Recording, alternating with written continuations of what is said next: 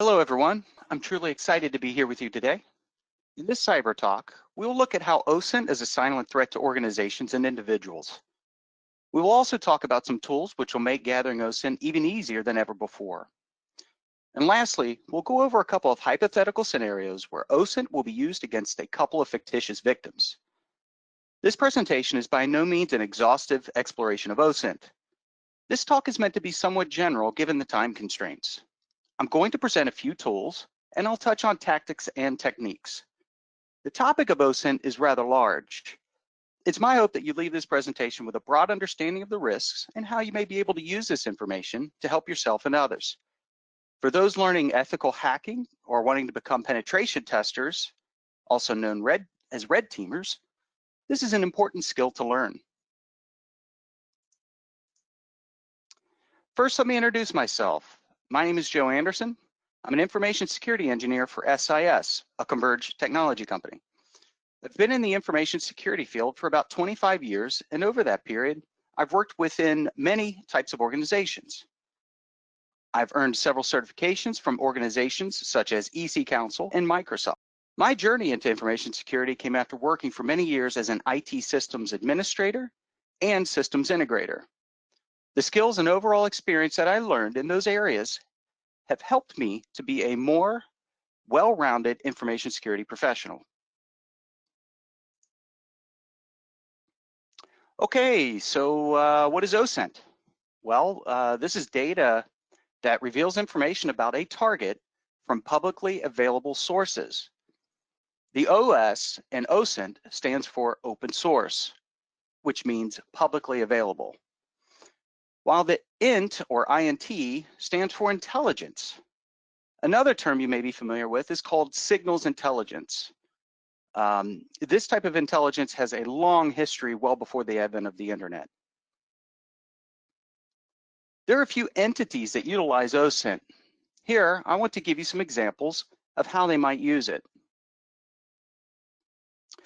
Governments might use OSINT to better understand things like, the effects of a monetary policy. Think about how a government could use social media to gauge how its citizens are responding to a government action, or even lack of action from an unfolding crisis. Intelligence agencies use it. I think this is pretty obvious to everyone that they use OSINT. They're constantly monitoring for things like evolving threats in order to stop things like terrorist attacks. Military will use OSINT to better understand an adversary. Law enforcement has used OSINT to help solve crimes. Businesses will regularly use OSINT to learn more about marketing opportunities. They may use it to better understand their competition's possible strengths or weaknesses. And lastly, hackers, both ethical and unethical, love OSINT. Ethical hackers use it to help educate and show weaknesses which could be exploited. Unethical hackers use OSINT to attack a target for nefarious gain. This could be monetary, theft of some intellectual property, or to cause some type of disruption. I have to add, this is one of my favorite hacking topics. In my opinion, this is the most important stage in the ethical hacking process. Yeah, active hacking is fun, but this is just a little bit different. If you take the CEH or ECSA certification, you'll need to know the systematic approach that ethical hackers should take when performing hacking activities. In the first phase, also known as the reconnaissance phase, OSINT is the first activity that you will perform to learn as much as possible about your target. The more information you gather during this phase will determine how successful you will be in the later stages of the ethical hacking process. The key thing to remember is OSINT gathering should be as passive as possible, meaning that the target, if done correctly, should not know that they are the type of target for this type of reconnaissance. To add to that, we are mostly going to be using systems which are not directly tied to the target. So there would be a separation between the target and the provider of the information. Finally, this is a topic that tends to resonate with everyone, technical and non-technical. security-minded, or not as much. Everyone has used OSINT in some form or fashion to learn more about a product or service. Probably some of you, I'm willing to bet, have used it to learn more about an acquaintance. The point being, I think most people will be able to understand this topic with little expertise in information security. I want to take some time to explain why OSINT is dangerous. In the previous slide, I explained what OSINT is, and I touched a little on the why aspect of how it's dangerous. Here I want to go just a little bit deeper into the dangers surrounding OSINT. Like I alluded to earlier, even the most basic OSINT practitioner can be good enough to pull off some significant data gathering capabilities. You do not have to know a lot to be fairly effective. When done correctly, the potential victim won't be able to detect that someone's even gathering information on them. There are tons of free OSINT tools and sources of data. If specific information isn't available through free services, then pay sites might be useful. Some might use a pay site to even speed up their OSINT gathering. Businesses and individuals may not fully appreciate the implications of having all this data available. Individuals often share too much information about themselves on social media. Now, after all, we're all social beings, and we're made to make emotional connections with people through our shared experiences. Organizations share information trying to attract talent or business opportunities. They may also have misconfigurations which leave their data exposed. As social media has become popular, employers have started using OSINT to learn more about potential employees. Things like, were they truthful about their previous work experience, or they may even make specific judgment calls on their character. Existing employees may not be safe either. Employers have been terminated for views expressed on social media or blog posts because it might look bad for their brand or their reputation. Today, the tools used are extremely powerful. They are evolving and will get even better as time goes on. Throw in technology like artificial intelligence or AI, then the sky is truly the limit on how these tools might look in the near future. And lastly, there are no laws around gathering this type of data. These are some of the reasons why this is so dangerous. The individual sources of information may not be that bad.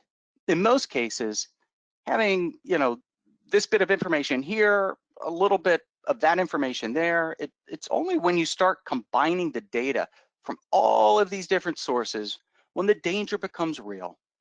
The context that forms, either inferred or real, is how it can be used against the target. This brings me to one of my favorite quotes. It is applicable to so many things, but in this context, especially so. What we really learned from the Apollo fire was the failure of imagination. We couldn't imagine a simple test on the pad being that catastrophic. The message to the team is to remember how difficult our business is, the importance of staying focused, and using our imaginations to envision what can go wrong. Bear with me while I go on a brief but relevant tangent. I'm a huge fan of history, and I hope some of you know this event from history. Basically, for those that don't know, when the United States decided to put a man on the moon, a lot of new technology had to be invented. This technology had not existed prior, and a lot of testing had to be performed to prove that it worked. Unfortunately, a fire broke out during one of these tests, and 3 astronauts were killed. As a result of the accident, an investigation was conducted, and the administrator concluded that they lacked the imagination to fully understand how an accident like this could have occurred. When we're talking about OSINT, it is important to use our imaginations to try and understand how this information could be used in a nefarious way. When we have it in all of these different places, it may, seem like it's no big deal. Taken separately, it doesn't seem that bad. It's when it's pieced together when it can become a different story. Most people are honest and forthright, but we have to think like a hacker. We have to look at all the information together to get the full sense of the danger. This brings me to an important statement, which I must give to everyone participating in this talk. While OSINT activities are legal, it is important to understand that the topic and ideas discussed in this talk are for informational purposes only. I in no way endorse using anything discussed during this talk for nefarious purposes.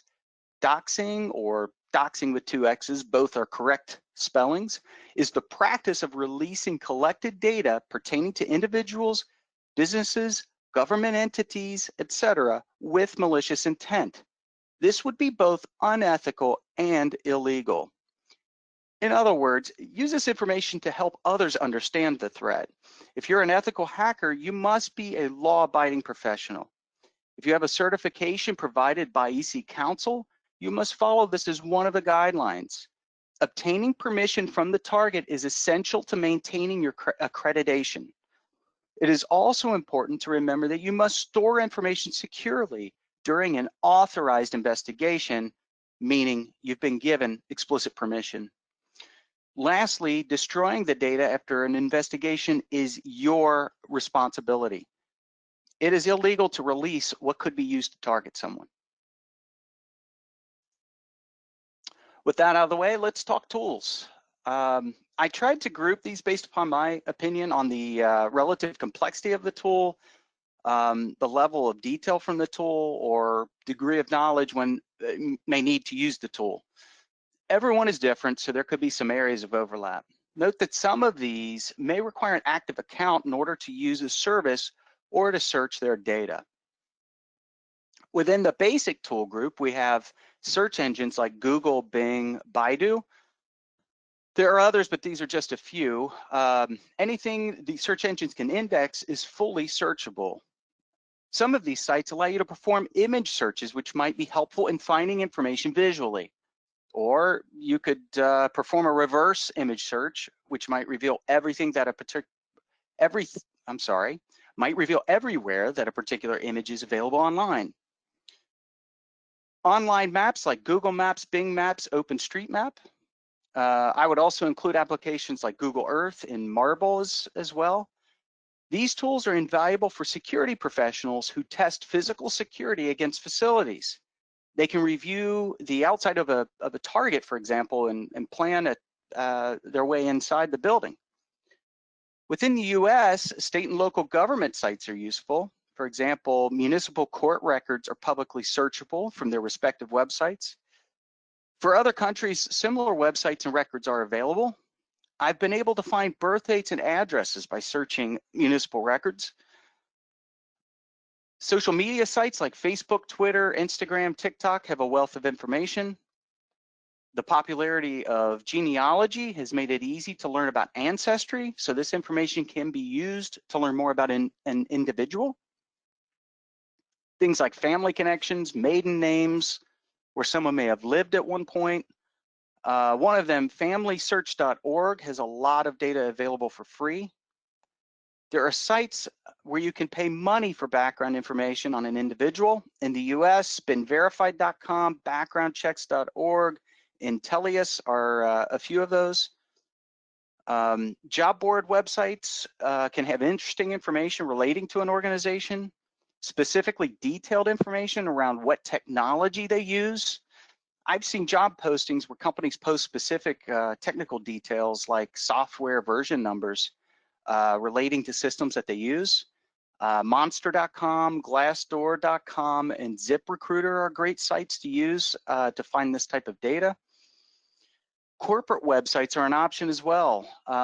Sometimes companies will post information about employees, which could be useful, or give you an idea of different departments which could be targeted. There could be references to key partnerships that could be exploited. Supply chain attacks, where you hack into a supplier or partner of an organization to gain access to a target company. You know, simply put, the supplier is just the means to getting at the main target organization. Internet archives, like the Internet Archive Wayback Machine, is a great tool. This allows you to browse what a website looked like over a given period. It's always interesting to see how websites evolve over time. So if you ever get an opportunity, go look at Google and see how that website has evolved over the years. You might be surprised what you can find if you look through the history of a given website. Intermediate tools require a bit more know-how or understanding of other knowledge areas. These would include advanced search engine options like Google Dorks or Google Foo. Basically, this is just using Google search engine to find vulnerable websites, applications, or other sensitive information. Shodan is another great tool which can find vulnerable systems. Deep web searches. The deep web, not to be confused with the dark web, are sites and resources that are not indexed by traditional search engines. Most search engines adhere to a robots.txt exclusion protocol. Just to give you an example, for those of you who aren't aware, this is a text file that gets stored on a web server, and it tells a search indexer like Google what should not show up in search results. The information that is not indexed is considered deep web data. And there are search engines that will ignore the robots.txt and index it anyway. Some web administrators will think that they can put a robots.txt file on their site and then think that their data would be safe, but that's just not so. If I find a robots.txt file, during a penetration test, I'll review it and it might lead me to some interesting information. Surfwax is a search engine that can be used for these type of deep web searches, and there are others too. IP lookup, whois, and DNS record search tools can reveal a lot of information about a website, including who might be administering the site or reveal other systems that could potentially be targeted. You can basically map out a company's external exposure in this way. The Harvester is a good tool for this, as well as domaintools.com. Browser plugins can be installed, which can give you more detail around the underlying technology of a targeted website. Wapalizer is a popular Firefox extension for this. It will give you version numbers of the different components that make a site, work. Support forums, I've found where employees have asked in detailed issues which they were having with specific technology the business uses, that they work for. This could be helpful for an attacker in the exploit phase of the hacking process. I've used hunter.io to find this type of information. Website analysis tools like httrack. This is a Windows tool where you can download a copy of a website for offline viewing. By making an exact copy, you could take your time and look through all the data on a given site. Note that this method is not as passive or quiet, meaning that it can show up on a log somewhere. I find that most companies aren't that diligent about watching for this type of activity, so be sure you could slow down the copy process enough to where it could become hidden amongst all the other traffic. There are purpose-built tools for Linux, an installation like Tracelabs is OSINT VM. It'd be a purpose-built Linux distro that you could use. This VM comes preloaded with a number of tools useful for OSINT investigations. Kali Linux has some OSINT tools preloaded as well. The last group require a lot more experience and knowledge. Source code review becomes important when you're starting to talk about web applications. Simply viewing the source code of a web page with the browser's view source it could be a useful tool. Breached data analysis, Troy Hunt's website, Have I Been Pwned, is a great resource to see if a particular username, in the form of an email address, by the way, has been compromised. There are credential lists containing all the various default usernames and passwords that systems might use. There are even data breach dumps which contain actual usernames and passwords. These are collections which have been collected from various hacked websites and different disclosures. These lists are usually pretty enormous. They're large. These are useful when attempting to gain access in the later stages of the hacking process. Things like credential stuffing or password spraying attacks will use these type of lists. The dark web, including sites that operate discreetly, meaning that they aren't directly accessible without using something like Tor.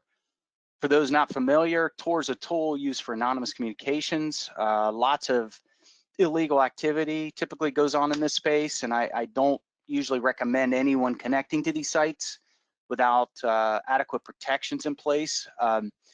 The sites that exist on the dark web typically require some sort of digital currency in order to obtain sensitive information, but there are some free resources if you know where to look. There are purpose-built tools which may require you to install dependencies or compile code to get them to run. These could be very powerful, but require some upfront work to get them to work properly. One of the easier tools, Sublister, is a tool that can help you enumerate subdomains for a target website. It does more, but that's one of the main things that tool can do for you.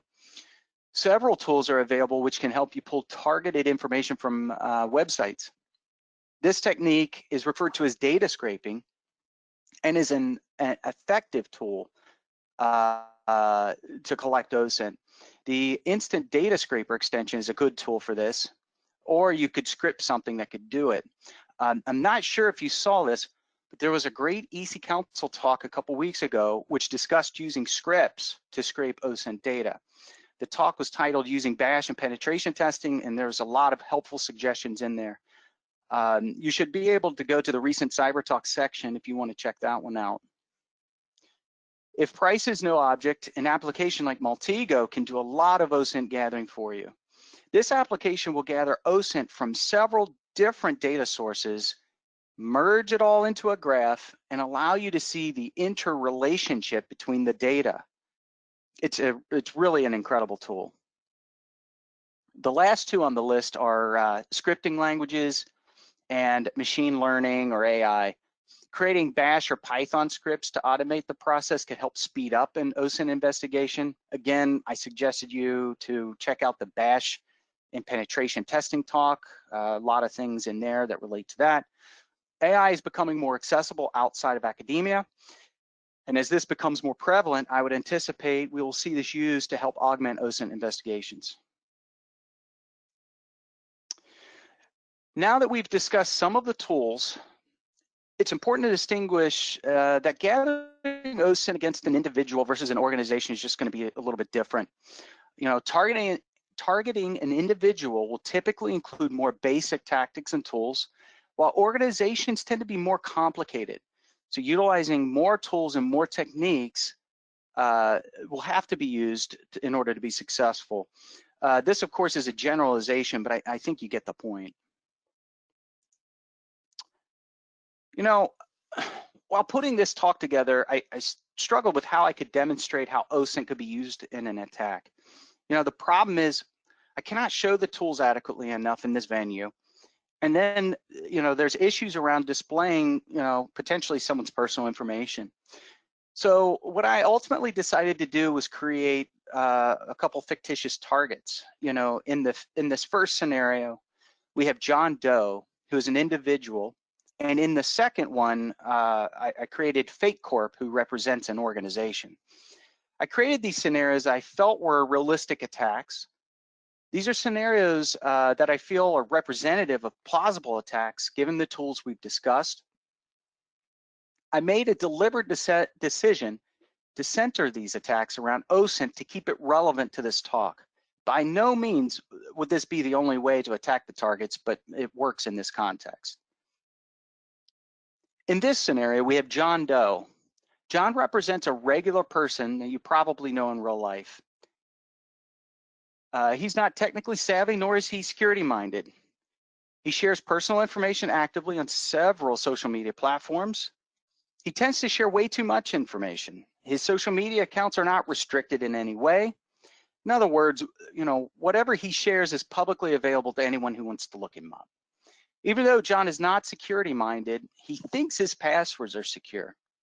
He uses his own method of generating what he thinks are secure passwords, which also allow him to remember them fairly easily. Okay, so for example, his Facebook password is Facebook Social Network 1, all run together. The first part of his password includes the main part of the website address, Facebook. He basically will drop off the www and the .com.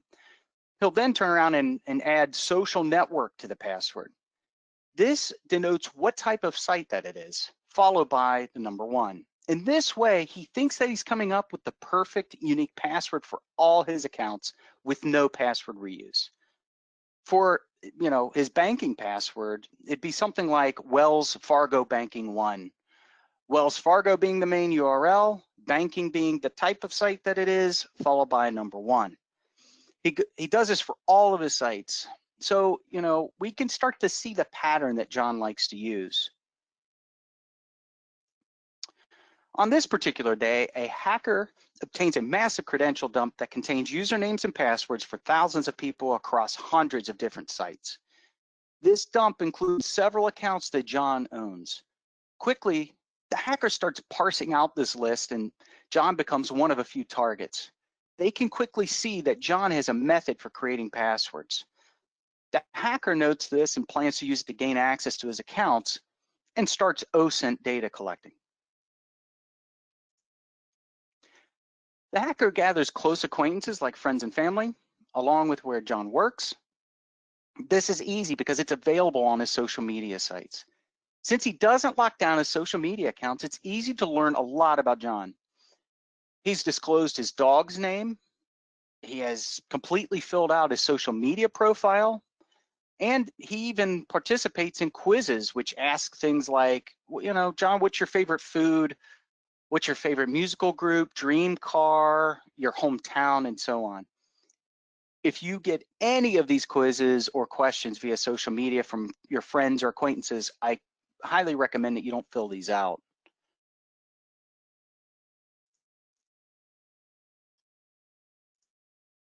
Oops, go back. John did not share his birth date, so a quick search for any municipal court records.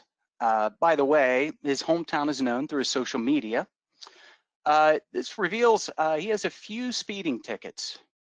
A little work has to be done because there are several people that match his name, but with all the data they already have, it's pretty easy to narrow down his age based upon the pictures on his social media sites. Having obtained lots of personal details on John, the hacker believes that they have enough data to launch their attack.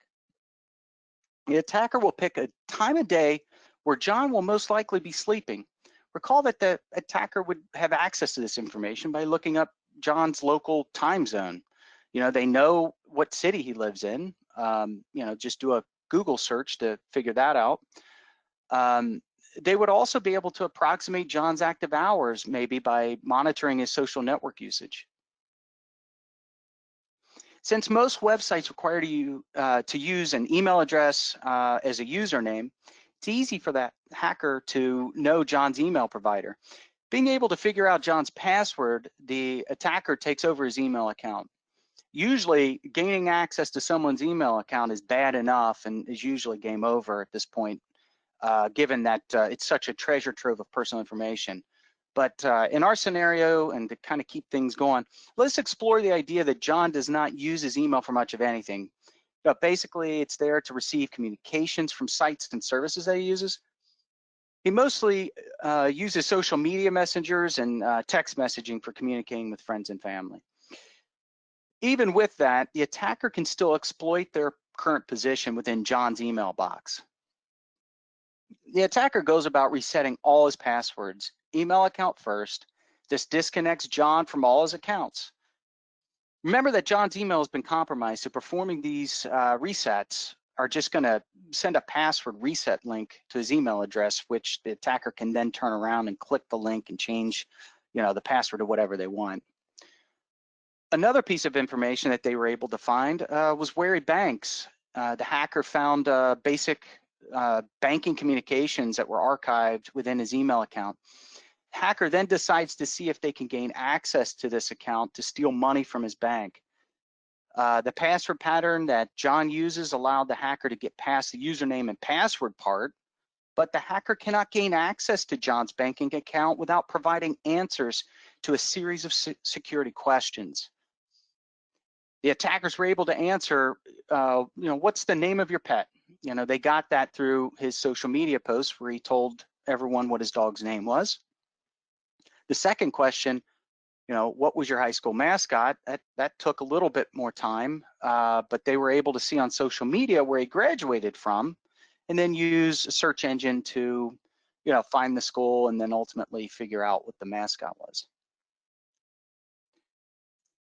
The last question, what is your mother's maiden name? Proved to be more challenging.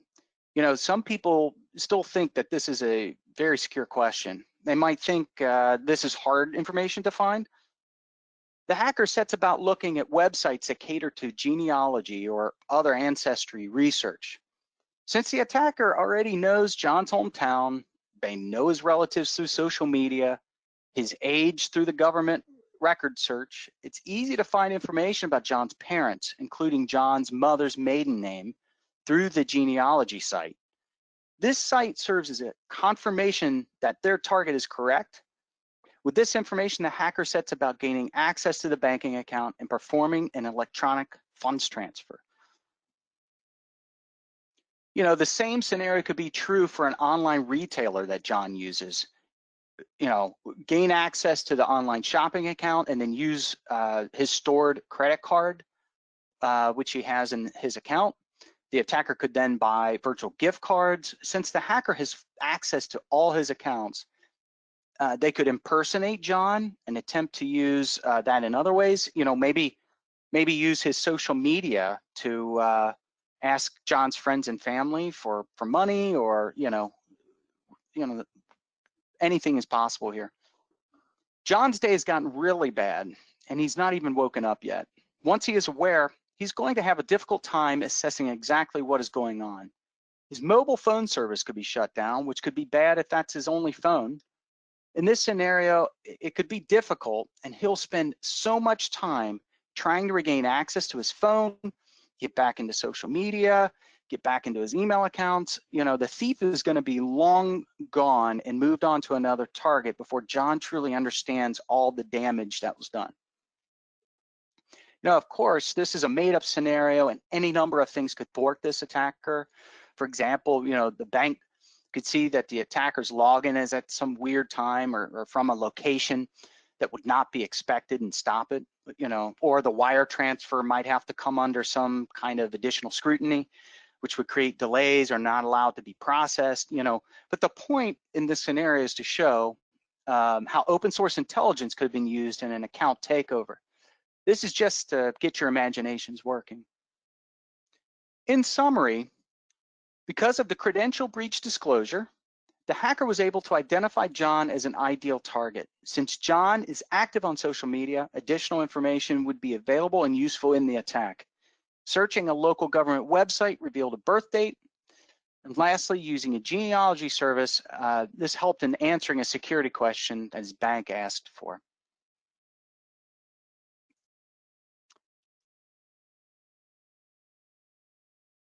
In this next scenario, let's look at Fate Corp and show how OSINT might be used to target an organization. Fate Corp is a market leader in their field, and the hackers in this scenario only have the name of the organization and nothing more.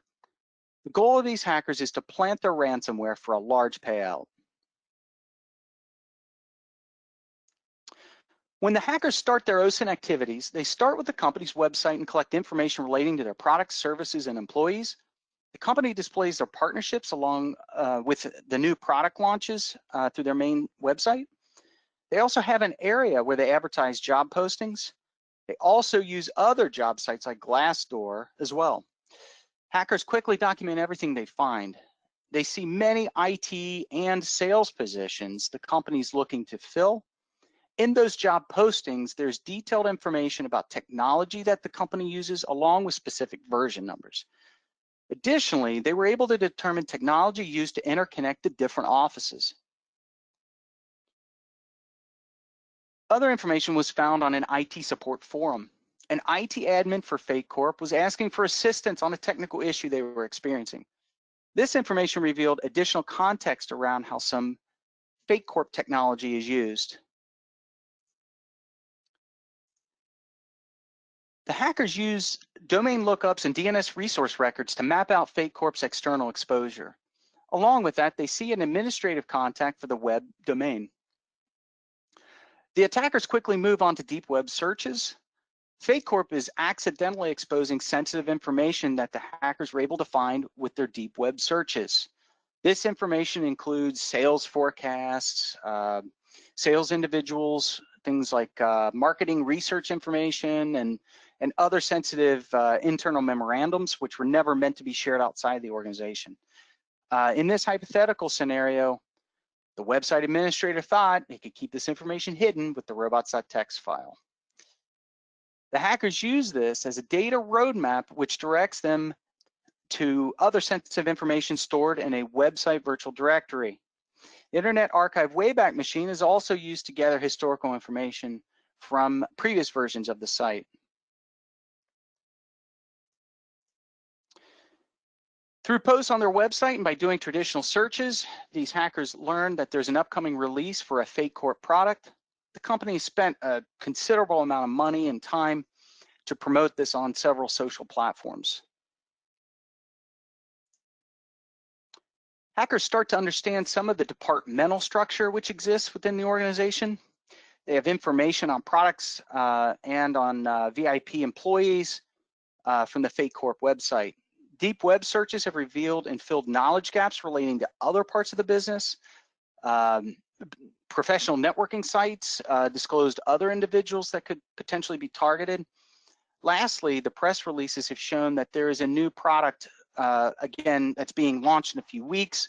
While they may not fully understand how the business operates, there is enough information to understand it at a high level. Since our hypothetical attackers find several IT and sales job postings, they infer that the company may be in a difficult transition.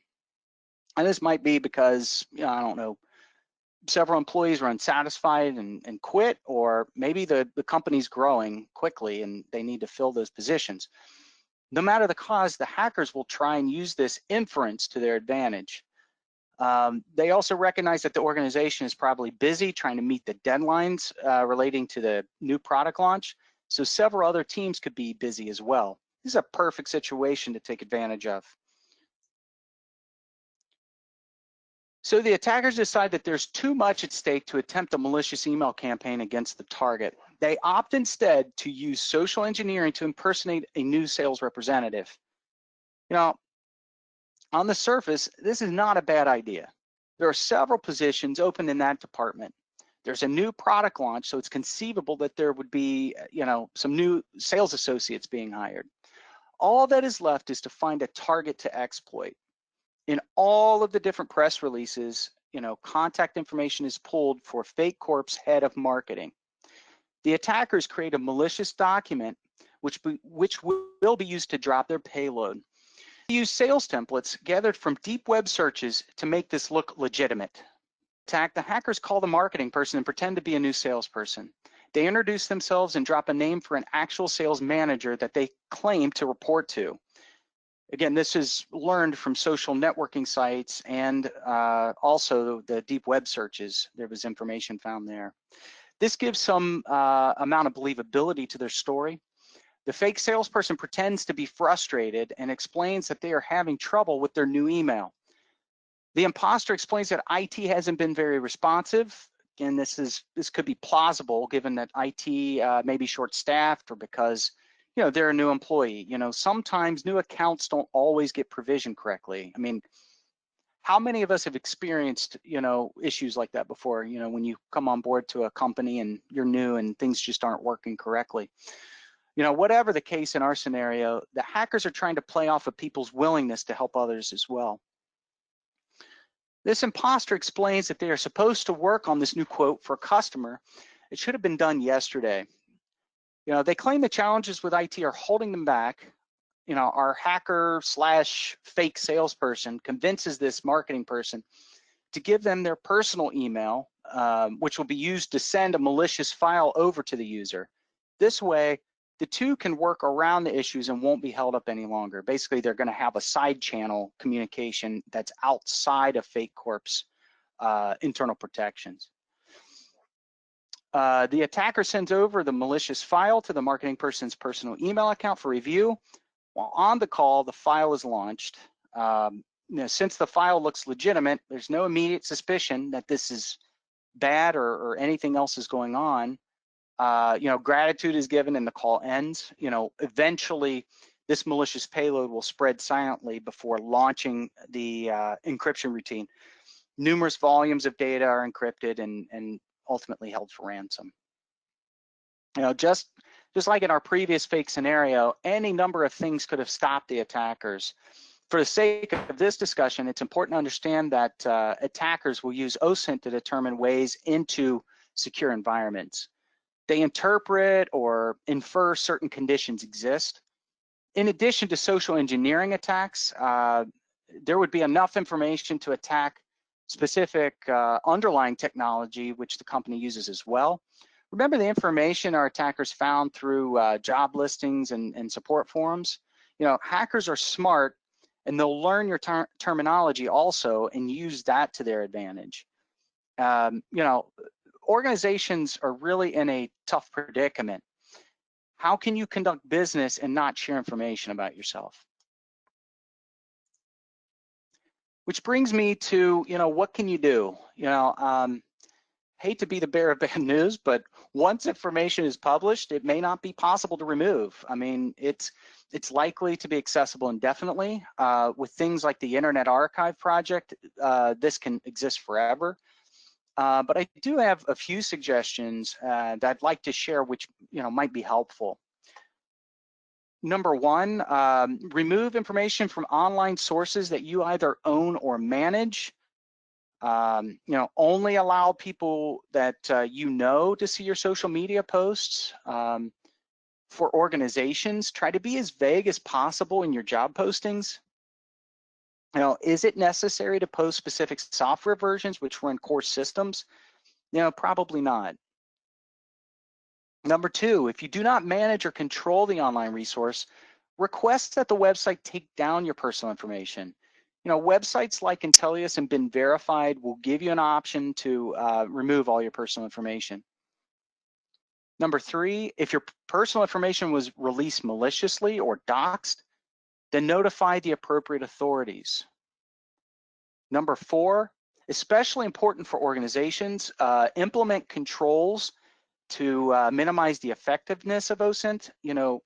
Maybe use something like an acceptable use policy to mandate that employees cannot use personal email to conduct official business, or on the technology side of things, maybe the IT team should filter or block access, to those personal email sites. That's an option as well, if you can do it. Same with employees sharing information on social media. You may want to create a policy that instructs users on, what's acceptable to publish. This doesn't necessarily stop it, but having a policy creates some formal understanding of what's acceptable. And again, that's under the idea that they're publishing something about the organization. Sometimes there's a whole freedom of speech component as well, but pertaining to organizations, that's something that they can create a policy over. Number five, educate people about the risks. Tell your friends and family about what was discussed today. Help them understand why this is important. Social media is a great tool to stay connected with others, but it comes with risks.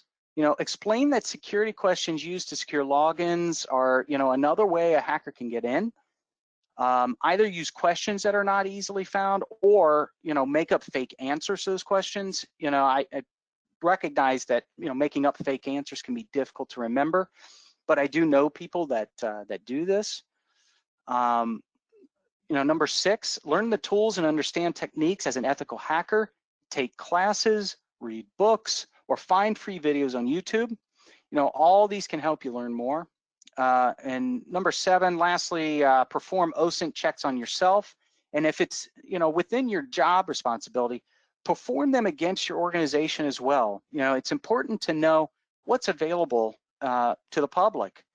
How can you fix or defend against this if you don't know what's out there? And lastly, remember the most important part, use your imaginations as to how this data could be used against a target. In this last slide, I wanted to put together a few links that might help you learn more. The first one, the OSINT framework, is a great resource to help step through an OSINT investigation. It will link directly to tools that you can use. Gray Campus, Geek Flare, and Security Trails have links to popular tools. You know, they've ranked some of their favorite tools, so check out their analysis. For those of you who are interested in using an OSINT-specific Linux distribution, I recommend looking at TraceLab's OSINT VM. It comes preloaded with several tools that could be useful for OSINT investigations. From a learning perspective, I listed a few of my favorite talks. By far the best, in my opinion anyway, is April C. Wright's Open Source Intelligence 101. This was a talk she gave at Wild West Hackin' Fest back in 2018. She goes way deeper than I was able to go, and she is really excellent at what she does. David Mashburn's OSINT, Not Just Offensive talk is another good one to watch. He gives a defensive or a blue team take on OSINT intelligence gathering. Michael Bazzelli's Open Source Intelligence Techniques is a great book, which is full of useful information. Hack the Box, you know, has some OSINT challenges, which could help you learn more about OSINT. There's some specific OSINT challenges there that help you learn the tools and how to perform OSINT investigations.